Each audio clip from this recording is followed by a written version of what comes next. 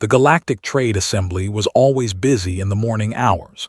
Hundreds of alien species walked through the massive corridors of Station Nexus 7, their voices mixing together in a strange symphony of languages and sounds.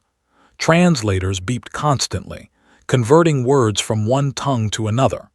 The air smelled of different atmospheres, pumped through separate vents to keep each species comfortable. Daniel Carter walked through the crowd with a data tablet pressed against his chest. He was a young man, 28 years old, with short brown hair and calm gray eyes. He wore the simple uniform of a diplomatic aide, dark blue fabric with the Earth emblem on his shoulder. Nothing fancy, nothing that demanded attention. He had been working at the assembly for 3 years now. His job was to assist senior diplomats, carry documents, arrange meetings, and stay invisible. He was good at staying invisible. Today was an important day. The Empire was sending a delegation to discuss trade routes through human-controlled space. Brooks, the senior diplomat Daniel worked under, had spent weeks preparing for this meeting. Everything needed to be perfect. Daniel arrived at the main conference hall and checked the seating arrangements one more time. The chairs were positioned correctly. The water dispensers were filled. The translation systems were working. He allowed himself a small breath of relief. Walked in a few minutes later. He was an older man with gray hair and tired eyes, but his mind was still sharp. He had been a diplomat for over 20 years and had seen things that would make most people lose hope in the galaxy. Yet he still believed in talking instead of fighting. "Everything ready?" asked. "Yes, sir.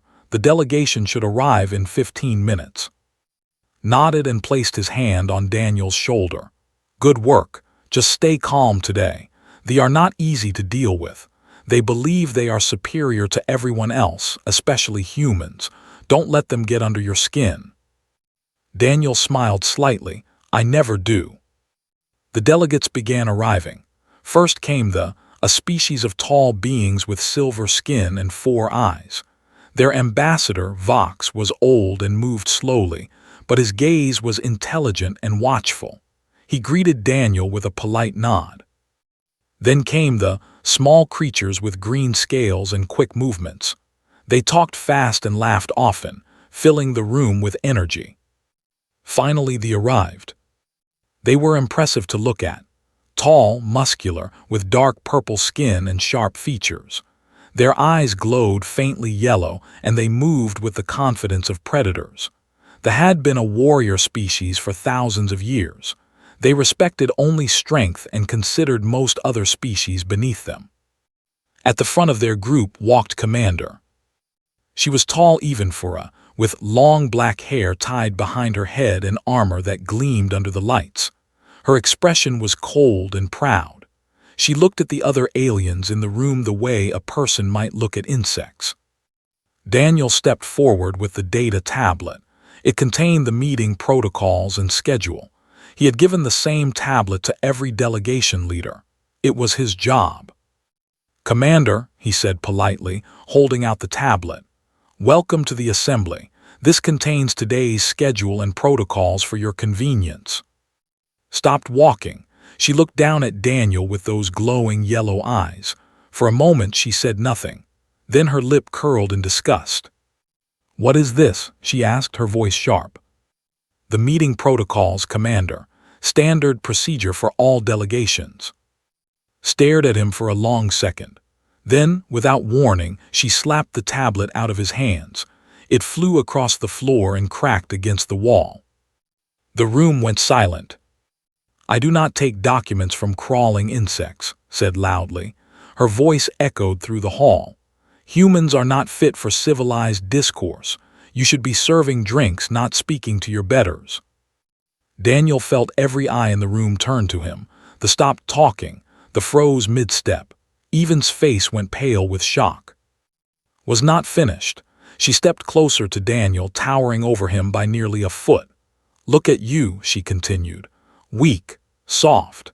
Your species crawled out of the mud only a few centuries ago, and now you think you can stand among the great powers of the galaxy. You are nothing. Remember that." She waited, everyone waited. In culture, such an insult demanded a response. Anger, a challenge, perhaps even violence. That was how respect was earned among her people. You pushed and the other person pushed back. But Daniel did not push back. He stood there for a moment, his face calm. Then he walked over to the broken tablet, picked it up, and examined the cracked screen. He tucked it under his arm and turned back to. "I apologize for any inconvenience, Commander," he said quietly. "I hope you have a productive meeting." Then he gave a small nod and walked away. Blinked. Her subordinates exchanged confused glances. The other aliens in the room whispered to each other, unsure what they had just witnessed. Daniel walked past, who grabbed his arm. "Daniel, we need to file a complaint. That was completely unacceptable." "No," Daniel said softly. "It would only give her satisfaction." "But she humiliated you in front of everyone." Daniel looked at his friend with calm eyes. "She tried to humiliate me. Whether she succeeded is my choice, not hers." He gently pulled his arm free and continued walking toward the exit. Across the room, Ambassador Vox watched the young human leave. His 4 silver eyes followed Daniel until he disappeared through the doors. The old had lived for over 200 years and had seen countless conflicts, wars, and acts of cruelty. But he had rarely seen something like this. A being who chose peace when violence was expected. A being who kept his dignity when it was being torn away. A being who walked away not because he was weak, but because he was strong enough to refuse the game entirely. Vox made a mental note to learn more about this human, named Daniel Carter. Meanwhile, stood in the center of the hall, her victory feeling strangely hollow. She had expected anger. She had expected fear. She had expected the human to break. Instead, he had simply walked away. And somehow, that bothered her more than any insult ever could. News traveled fast on Station Nexus 7. By the end of that same day, almost everyone had heard about the incident in the assembly hall. The story spread through corridors, cafeterias, and private quarters like fire through dry grass. A human had been publicly shamed by Commander. She had slapped a tablet from his hands, called his species insects, and mocked him in front of dozens of important aliens. And the human had done nothing. He had simply picked up the broken tablet, nodded politely, and walked away.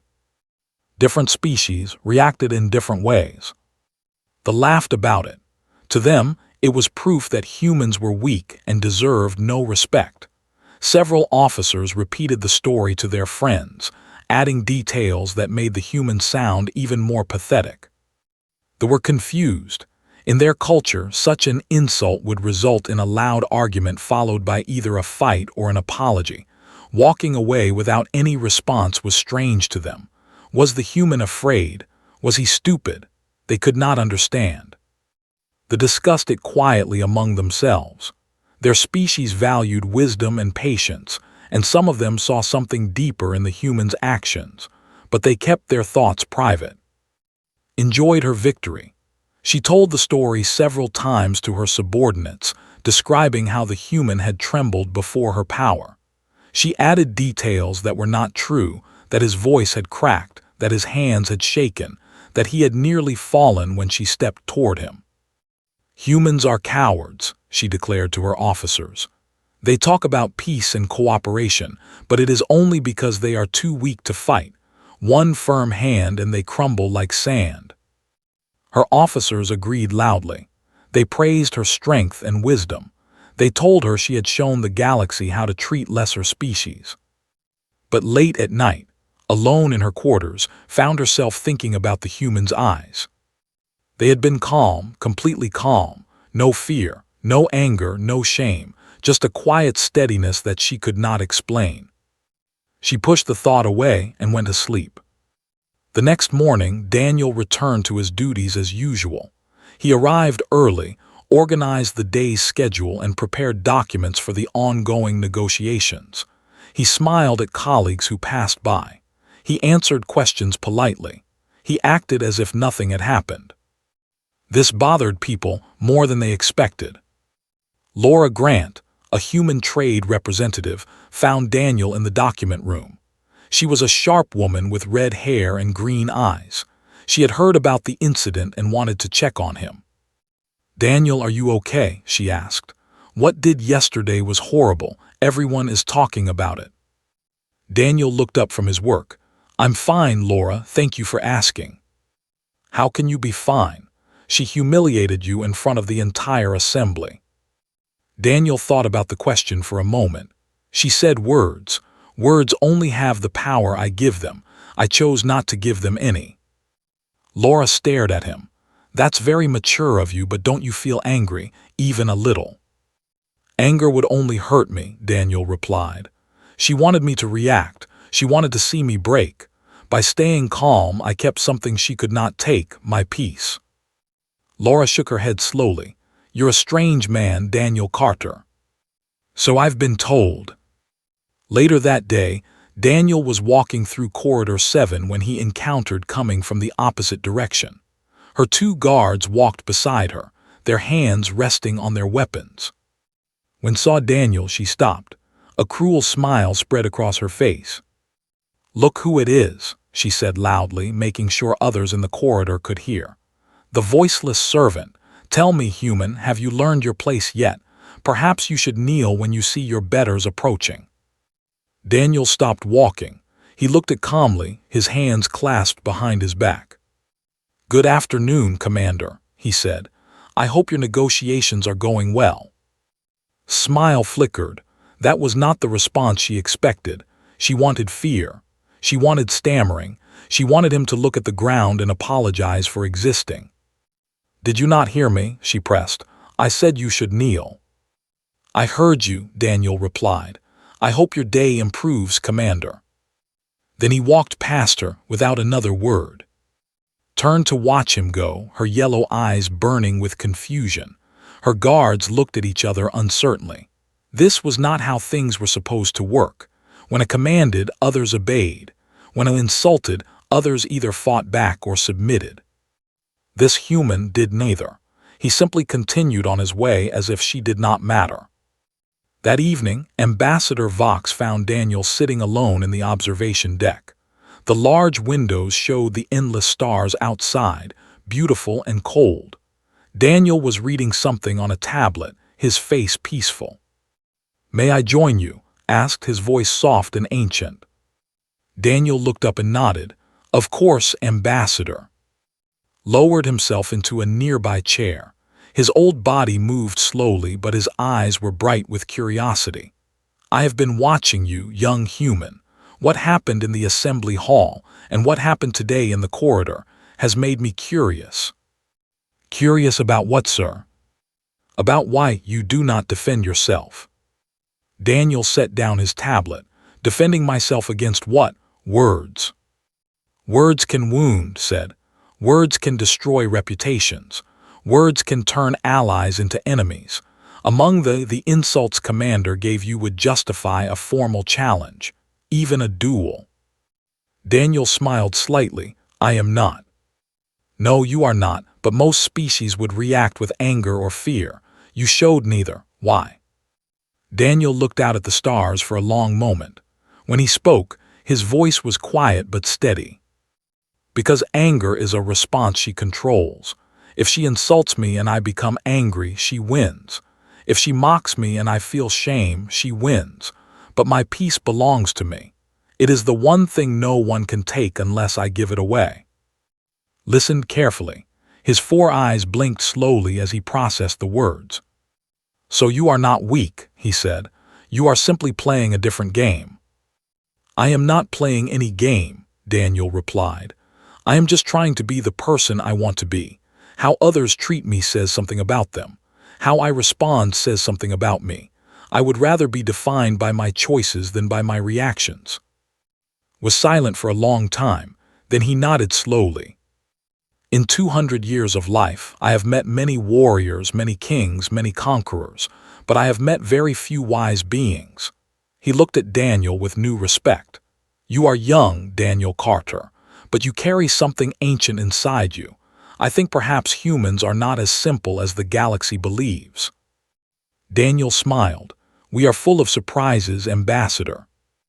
Rose from his chair and bowed his head slightly. "Thank you for this conversation. I will remember it." He walked away, leaving Daniel alone with the stars. Somewhere in the station was still trying to understand why a simple human made her feel so unsettled. She had won, hadn't she? She had shown her dominance. She had proven her power. But victory was supposed to feel satisfying. This felt like something else entirely. 3 days passed without incident. The trade negotiations continued, slow and difficult as always. They demanded too much. The humans offered too little. Ambassador Vox worked tirelessly to find middle ground, but progress was minimal. Daniel continued his work quietly. He organized meetings, delivered documents, and supported Brooks in every way possible. He did not seek attention. He did not complain about what had happened. He simply did his job. Avoided him. She told herself it was because he was beneath her notice, but the truth was different. Every time she saw him walking calmly through the corridors, she felt a strange discomfort she could not explain. It was easier to avoid him entirely. On the 4th day, everything changed. It began with a small alarm. A warning light flickered in the Environmental Control Center, then went dark. A technician checked the system and found nothing wrong. He assumed it was a minor glitch and moved on. 20 minutes later, the first reports came in. Sector 12, the residential wing, was experiencing atmospheric problems. The air was turning bad. Several officers reported difficulty breathing. Then the reports stopped coming altogether because the communication systems in that sector failed. Emergency lights flashed red across Station Nexus 7. Alarms screamed through the corridors. The station commander's voice came through the speakers, calm but urgent. "Attention all personnel. We have a critical life support failure in Sector 12. Toxic gas is flooding the area. All non-essential personnel must evacuate immediately. Emergency response teams are being deployed." Daniel was in the document room when the alarm sounded. He grabbed his personal communicator and contacted Laura Grant in the control room. "Laura, what's happening?" "Sabotage," Laura replied, her voice tight with stress. "Someone damaged the life support systems in Sector 12. The air recyclers are pumping poison instead of oxygen. The emergency doors have sealed automatically, trapping everyone inside." "How many people are trapped?" "At least 30, including Commander. The emergency team is 20 minutes away. Station security is overwhelmed with evacuations. We don't have enough people." Daniel's mind raced. Sector 12 was on the same level as his current location, only a few corridors away. He had trained in emergency response protocols. He knew the manual override codes for the emergency doors. "I'm close to Sector 12, he said. "I have a portable rebreather in my emergency kit. I can reach them." "Daniel, no, the atmosphere in there is toxic. Even with a rebreather, you'll have limited time." "I know," Daniel interrupted gently. "I know what to think of humans. I know what did to me. But there are people dying in there, Laura. That's all that matters." There was silence on the other end. Then Laura sighed. "I'll guide you from here. I have access to the station schematics. But Daniel, be careful if your rebreather fails." "It won't fail, trust me." Daniel ran to his quarters and grabbed his emergency kit. Inside was a portable rebreather mask, a small oxygen tank, a medical kit, and a handheld device with the manual override codes. He strapped everything on and headed towards Sector 12. The corridors were chaos. Aliens ran in every direction, trying to reach evacuation points. Security officers shouted orders. Medical teams pushed through the crowds with their equipment. No one paid attention to the young human running against the flow of traffic. When Daniel reached the entrance to Sector 12, He found a group of station security officers standing helplessly outside the sealed door. The emergency systems had locked down the entire sector to prevent the toxic air from spreading. "You can't go in there," one of the officers said. "The atmosphere is deadly. We're waiting for a specialized team." "How long until they arrive?" 15 minutes, maybe more." Daniel shook his head. "Those people don't have 15 minutes. He pushed past the officers and approached the door control panel. His fingers moved quickly, entering the override codes. The officers shouted at him to stop, but Daniel ignored them. The door hissed open. A wave of foul air hit Daniel's face. He quickly pulled on his rebreather mask and stepped inside. The door sealed behind him automatically. Inside Sector 12, everything was wrong. The lights flickered weakly. The air was thick with yellowish gas. Warning signs flashed on every wall. The sound of coughing and groaning came from somewhere deeper in the corridor. Laura's voice crackled in his ear through the communicator. "Daniel, I'm tracking you on the sensors. The main group of survivors is in the common room, about 200 meters ahead, but there's debris blocking the main path. You'll have to go around through the maintenance corridor." "Understood." Daniel moved carefully through the darkness. His rebreather worked well, but he could feel the toxic air pressing against his exposed skin. It burned slightly, like walking through invisible fire. He ignored the pain and kept moving. The maintenance corridor was narrow and dark. Emergency lighting had failed here completely. Daniel used the light from his handheld device to navigate, stepping over broken pipes and fallen ceiling panels. Halfway through, he heard a voice. "Help, please." Daniel turned and found a young officer collapsed against the wall. Her purple skin had turned pale, and her yellow eyes were dim. She was barely conscious. "Hold on," Daniel said. He knelt beside her and checked her condition. She was breathing, but barely. The toxic air had already damaged her lungs. He couldn't carry her and continue his mission at the same time, but he couldn't leave her either. Daniel made a decision. He removed his medical kit and gave the officer an emergency oxygen injection. It would keep her alive for the next few minutes. Then he marked her location on his device and sent it to Laura. "Laura, there's a survivor in the maintenance corridor. Mark her for the rescue team." "Got it. Daniel, you need to hurry. The oxygen levels in the common room are dropping fast." Daniel pushed forward, his muscles burned, his skin stung, his heart pounded in his chest, but he did not stop. Finally, he reached the common room. What he found there made his heart sink. Nearly 20 officers were collapsed on the floor. Some were unconscious. Others were coughing weakly, struggling to breathe. Medical supplies were scattered everywhere, useless without proper training. And in the center of the room, still standing despite everything, was Commander. She looked terrible. Her proud armor was dented. Her long black hair had come loose and hung around her face. Yellow blood dripped from a wound on her forehead. She was holding a younger officer in her arms, the same officer she had shielded when debris fell from the ceiling. When saw Daniel step through the door, her yellow eyes widened with shock. "You," she whispered, her voice weak and confused. "What are you doing here?" Daniel walked toward her calmly, as if the toxic air and the chaos meant nothing. "I'm here to get you out, Commander." Stared at him, this made no sense. This human, the one she had humiliated, insulted, and mocked, had come into a death trap to save her. Why? For what purpose? "You're insane," she said. "This air will kill you." "Then we'd better move quickly." Daniel looked around the room, counting survivors. "Can any of them walk?" Hesitated, then nodded slowly. "A few. The others are too weak." "Then the ones who can walk will help carry the ones who can't. Laura, I need a clear path to the nearest emergency exit." Laura's voice came through the communicator. "East corridor is mostly clear. But Daniel, there's a damaged section about 50 meters from the exit. The ceiling is unstable." We'll deal with it when we get there. Daniel turned to the survivors. Everyone who can move, stand up now. We're leaving.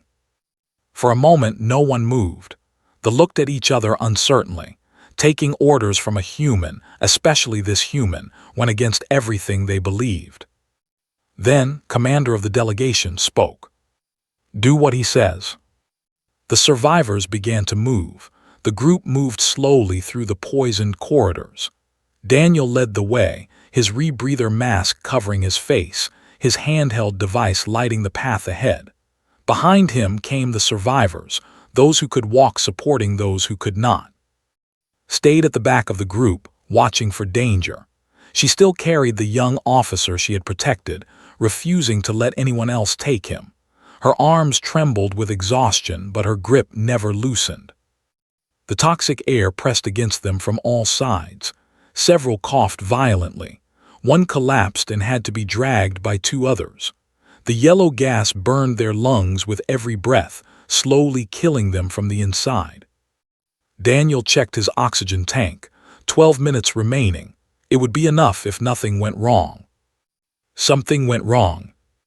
They reached the damaged section Laura had warned about. The ceiling had partially collapsed, creating a wall of twisted metal and broken panels. Beyond it was the emergency exit, only 50 meters away. Safety was so close. Laura, we're at the damaged section, Daniel said into his communicator. It's worse than the sensors showed. The path is completely blocked. Laura's voice crackled with static. There's another route, but it adds 300 meters. You don't have enough oxygen for that. Daniel examined the debris. Some of the panels were loose. If he could move them, there might be enough space for the survivors to squeeze through one at a time. I'm going to clear a path, he said. Everyone stay back. He began pulling at the debris, using all his strength to shift the heavy panels. His muscles screamed in protest. His burns stung with every movement. But piece by piece, he created an opening. It wasn't large, but it was enough. One at a time, Daniel ordered. Smallest first, go. They began moving through the gap. The smaller officers went first, helping to widen the opening from the other side. Then the larger ones followed, squeezing through with difficulty. The wounded were passed through carefully, hand to hand. 9 minutes of oxygen remaining. A deep rumble echoed through the corridor. The station shook. Somewhere in the damaged systems, something had exploded. What was that? Demanded. Daniel checked his device. Secondary explosion in the life support center. The whole sector is becoming unstable. We need to move faster. 7 minutes remaining. More survivors pushed through the gap. The line was moving, but not fast enough. Daniel could hear the ceiling groaning above them, threatening to collapse completely. 5 minutes remaining. Only 4 survivors left on this side of the debris. The unconscious officer she carried, and 2 others who were barely standing. Commander, you need to go now, Daniel said. The others first, replied stubbornly. There was no time to argue. Daniel helped the 2 standing officers through the gap. Now only and the unconscious one remained. 3 minutes remaining. Go, Daniel said. I'll pass him through to you. Hesitated. For a moment, she looked at Daniel with an expression he couldn't read. Then she handed over the unconscious officer and climbed through the gap. Daniel lifted the young. The officer was heavy, much heavier than a human of the same size. Daniel's arms shook with the effort, but he managed to push him through the opening into his waiting arms. 2 minutes remaining. Daniel began to climb through himself. He was halfway through when another explosion rocked the station. The ceiling gave way. Daniel saw it happening as if in slow motion. The metal panels above him buckled and fell. There was no time to escape, no time to dodge. He did the only thing he could do. He threw himself forward, covering the 2 officers closest to the gap with his body. The debris struck his back. Pain exploded through him like fire. He felt his skin tear. He felt his bones shake. He felt his breath leave his body in a single violent gasp, but he did not move. He stayed where he was, protecting the aliens beneath him until the falling debris stopped. When Daniel finally raised his head, his vision was blurred. His back was wet with blood. His rebreather had cracked, and he could taste the toxic air seeping through. His oxygen tank was damaged. He could hear it hissing as the remaining air escaped. 1 minute, maybe less. "Move," Daniel gasped. "Everyone move." He forced himself to his feet. The pain was incredible, but he had no choice. The exit was 40 meters away. He could see the emergency door at the end of the corridor, still sealed but waiting. The survivors ran. Those who could move carried those who could not, stayed close to Daniel, watching him with wide yellow eyes. "You're injured," she said. "I noticed. Let me help you." "Help the others, I can walk." But he couldn't walk, not really. He stumbled, fell against the wall, and pushed himself forward again. Each step was agony, each breath was poison. The world around him was fatting at the edges. 30 meters. 20 meters. 10 meters. Daniel reached the emergency door control panel. His fingers were numb, but he managed to enter the override codes. The door hissed and began to open. Clean air rushed in from the other side. The survivors poured through the opening into the arms of waiting medical teams. Doctors and nurses surrounded them immediately, applying oxygen masks and treating injuries. Security officers pushed back curious observers. Daniel watched them go. He saw hand over the unconscious officer to a medical team. He saw her turn back toward him. He saw her mouth moving, saying something he couldn't hear.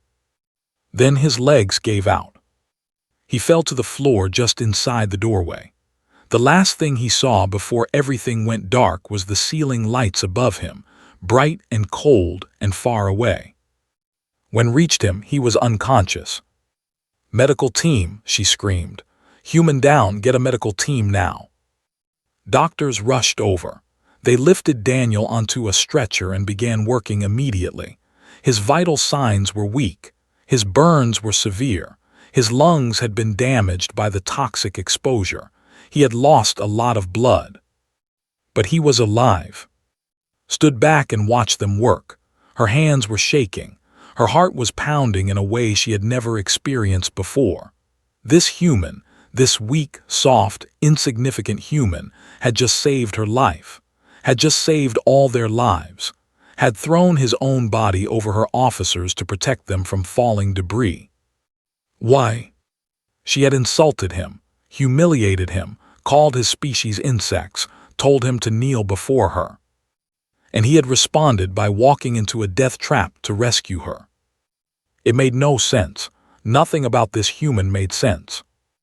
As the medical team rushed Daniel away, found herself following. She didn't know why. She didn't understand what was happening inside her chest, this strange heaviness, this unfamiliar feeling. She only knew that she needed to see him wake up. She needed to understand. Across the station, news was already spreading.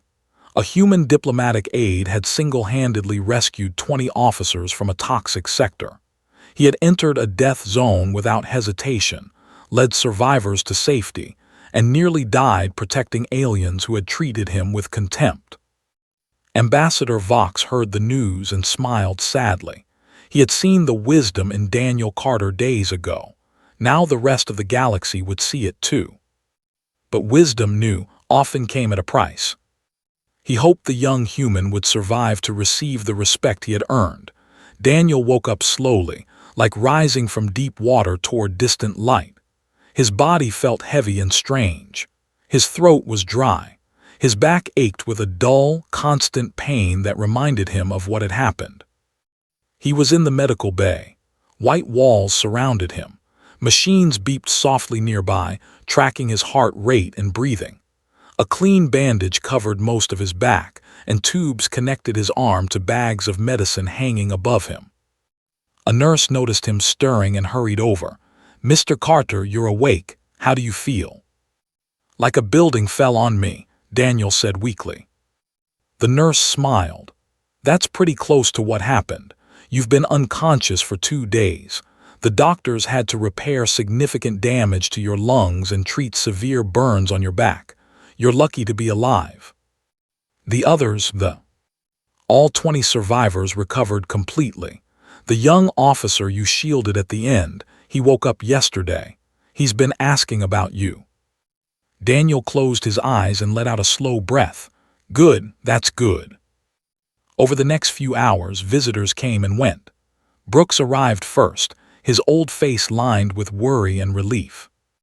You scared us, Daniel. When I heard you went into that sector alone, I thought I'd lost you. Sorry, sir. It seemed like the right thing to do. Shook his head.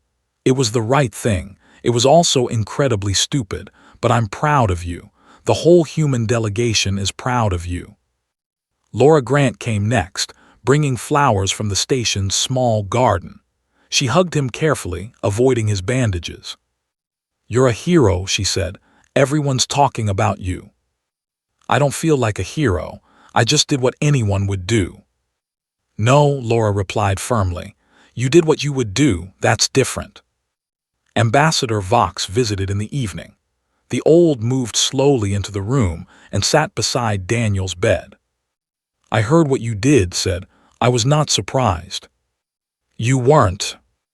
No, I saw your spirit days ago when you walked away from Commander without anger.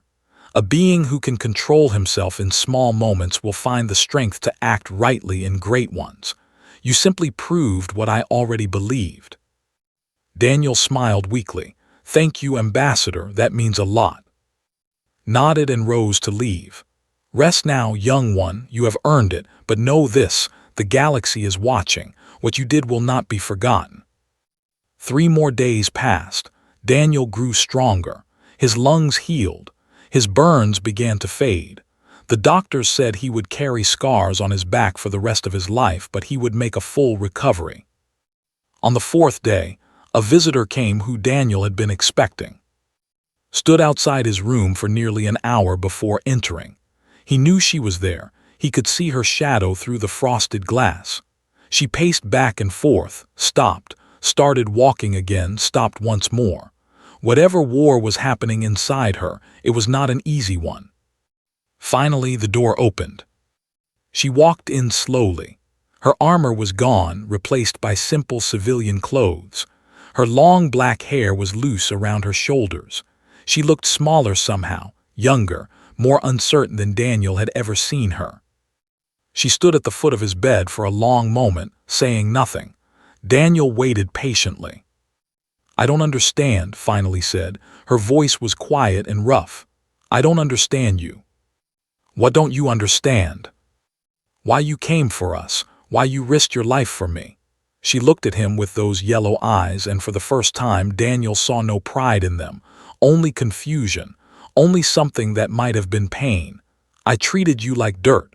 I humiliated you in front of everyone. I called your species insects. I told you to kneel. I remember, Daniel said calmly. So why would you save someone who treated you like that? Daniel was quiet for a moment. He looked at the ceiling, gathering his thoughts. Then he looked back at. You measured my worth by your cruelty, he said. You decided what kind of person I was based on how much you could hurt me, but I measure my own worth by my choices. What you did to me says something about you. What I did in that corridor says something about me.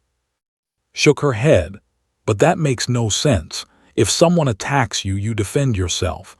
If someone insults you, you strike back. That is how the universe works. That's how your universe works, Daniel replied gently. In mine, strength isn't about hurting others before they hurt you. It's about choosing what kind of person you want to be, no matter how others treat you. And you wanted to be the kind of person who saves their enemies. I didn't save an enemy. I saved people who were dying. That's all that mattered in that moment. Not what you said to me. Not what you thought of humans. Just the fact that you needed help and I could give it. Was silent. Her hands clenched and unclenched at her sides. The internal battle was written across her face. pride against shame, old beliefs against new understanding. "I came here to apologize," she said finally. The words sounded strange coming from her, like a language she had never spoken before. "What I said to you in the assembly hall was wrong. What I said in the corridor was wrong. You did not deserve any of it." Daniel nodded. "Thank you, that means something." "Does it?" asked bitterly. "Does an apology change anything?" "It can if it's real." "It's real." His voice cracked slightly. "I've never met anyone like you, Daniel Carter. You make me question everything I was taught about strength and weakness, about humans and aliens, about myself." She paused. "I don't know what to do with that." "You don't have to do anything with it right now," Daniel said. "Just sit with it, think about it. Maybe one day when you meet another species you consider lesser, you'll remember this moment, and maybe you'll make a different choice." Looked at him for a long time. Something changed in her eyes, something softening, breaking open, letting light in. "Goodbye, Daniel Carter," she said. "I will remember you." She turned and walked out of the room. The next day, Ambassador Vox addressed the Galactic Trade Assembly. Representatives from dozens of species filled the Great Hall, their attention focused on the old at the podium. "I have lived for over 200 years, began. "I have seen empires rise and fall. I have witnessed great acts of heroism and terrible acts of cruelty. But in all my years, I have rarely seen something as powerful as what happened on this station." He paused, looking across the gathered delegates. A human, a junior aide, a man of no rank or title, walked into certain death to save those who had treated him with contempt. He asked for nothing in return. He expected no reward. He simply acted because it was right. His four eyes swept across the room. "We in this assembly often debate which species is strongest, which has the best technology, the largest fleets, the most powerful weapons. But I tell you now, true strength is not found in any of these things.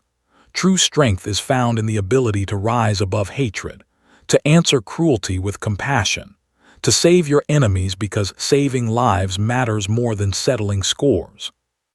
He raised his hand toward the section where the human delegation sat. "The humans have shown us this strength. Let us not forget it." The hall was silent for a moment. Then slowly applause began, first from then from species after species, filling the chamber with sound. Daniel Carter was not there to hear it. He was still in the medical bay, reading a book, enjoying the quiet. He didn't need applause. He didn't need recognition. He had done what he believed was right. That was enough. But across Station Nexus 7, something had changed. When Daniel finally returned to the corridors, aliens stepped aside when he passed, not from fear, not from disgust, from respect. And in a universe where humans were often overlooked, underestimated, and dismissed, that respect meant everything. It meant that one person, through his choices, could change how an entire galaxy saw his species. It meant that kindness, patience, and moral strength could be more powerful than any weapon. It meant that humanity had something worth showing the stars. And Daniel Carter, without ever raising his voice or his fist, had shown them.